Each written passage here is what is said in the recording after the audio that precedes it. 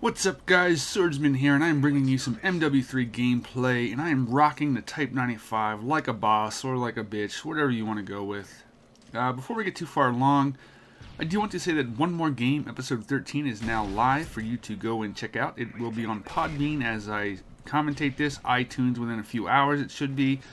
The link will be in the description if you want to go check out the my gaming podcast with Athena and I. If you are unaware of who Athena is, that is, of course, my fiance. We play video games together. We like to talk about video games together. So that's about that. We cover a variety of topics, some sports stuff, some Call of the Community input. We also cover some little modest opinions on what we think of the Painkiller Already douchebaggery. So if you want to go give it a listen, go check it out. The link will be in the description. Now, back to this Type-95. I have not used the Type-95 very much since the first couple weeks of MW3. I tested it out. I thought it was pretty cool. I thought it was kind of unreliable up close, that it felt like... Back then, I felt like the maps were so confusing and cluttered in so many routes that I didn't feel safe using the Type-95, so I kind of put it away for a long time. But now that I'm much more familiar with the maps, more comfortable, I have brought it out a bit lately, and... let me say, that Type-95 is very, very good. It seemed like, I guess I just had one of those games where it felt like most of my shots were on target and I just could not, I couldn't miss. Although, of course, you do see me miss. I'm just saying, like, it just felt like if I wanted someone to die, I pointed at them and they dropped dead. And that really is something that this gun is capable of. Here you see some two-burst action where you can reliably get the two bursts off that you need to make this weapon get its kill rate. But every now and then you'll also get the single burst. That will happen the closer they are, with the likelihood of having all three bullets land at once. And overall, I think this gun it's just freaking amazing. They did tone it down a bit. They did nerf its hip fire, which I think was needed. Even though I couldn't make it use... or perform all that well at hipfire scenarios. Damn it, the AK-47 just gets me killed no matter what I do. One of these days I will master that gun. Mark my words, I will use the AK-47 effectively.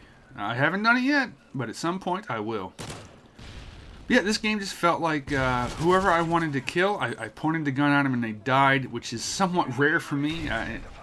You know, this was, as I said, a game of kill confirmed. I think this might be my highest actual kill total that I've ever gotten in Kill Confirmed. Whether or not that's a good thing or a bad thing, I don't know what the quote-unquote fancy YouTubers or big guys are doing for Kill Confirmed for what they consider good games, but for my standards, this was pretty damn good. Here's how rarely I use this class. I did not realize it still had a stealth bomber equipped on my support kill streak. I pushed that button thinking it was an EMP or an advanced UAV already. But no, luckily I did get a triple with it.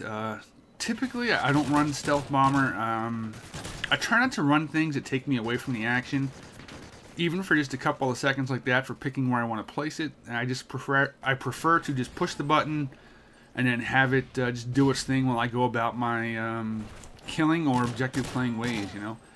That is my preference, though I used to run a care package a little bit, and it just reminded me of just how long it takes you out of the battle, out of the action.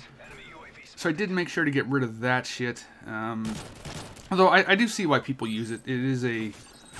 Though, I will say, I guess the MW3 care packages seem like they're more powerful than the old ones. Maybe it's because they can no longer have ammo, or I don't know.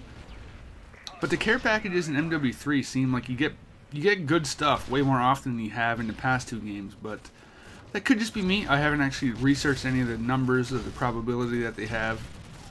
It just seemed pretty good. What more to really say? I mean, this game, it was pretty fast-paced. I'm not gonna lie, I enjoyed the hell out of it with all these kills I was getting. So if you guys haven't tried the Type-95, though I'm pretty sure most of you have, right? I mean, this thing is a freaking laser. They did nerf its hip fire. I think they left alone the actual aim down sight damage and accuracy and everything. And here I am running it with, I believe, just the kick proficiency and the red dot. I do not have rapid fire on it in this particular game. Though I don't know. I do remember trying out the rapid fire. And I don't think I was that big of a fan of it because it made me rush my shots, and I found it just taking an extra fraction of a second just to try to make sure I was on target. Actually paid off way more than having the ability to fire a second burst quicker. But again, that could just be my playstyle, my comfort level, so each person is of course different with whether or not you want to run something like that. Though I have wanted to try out the silencer as well as the red dot sight. I've heard a few times that is a pretty good setup, and the numbers behind the gun in the game itself back that up with having very little damage fall off over range, so the silencer could be the way to go on the Type-95. Keep yourself off of radar completely if you're using assassin as well. And I don't know. This gun, you might not be able to do very much wrong with it. It's very good, as you can see throughout this video here. But like I said, my shots just seem to be pretty damn on this game, as you can see, and it did lead for some pretty good times, I gotta say. I might have to finish this gun off and get it to gold level. Add that gold Type-95 to my collection of gold guns that I have been enjoying building up.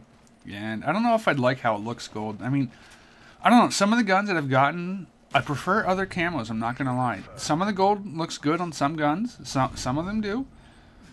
But some of them, it just looks like that you remember those candies that had like the gold foil wrapped around them, like the chocolates?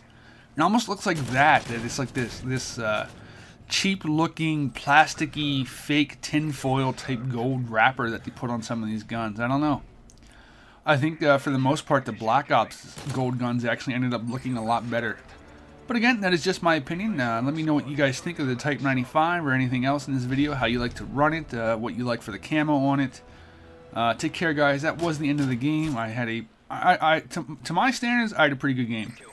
Hopefully you guys enjoyed it. Be sure to check out the podcast. And take care, guys. I will see you next time.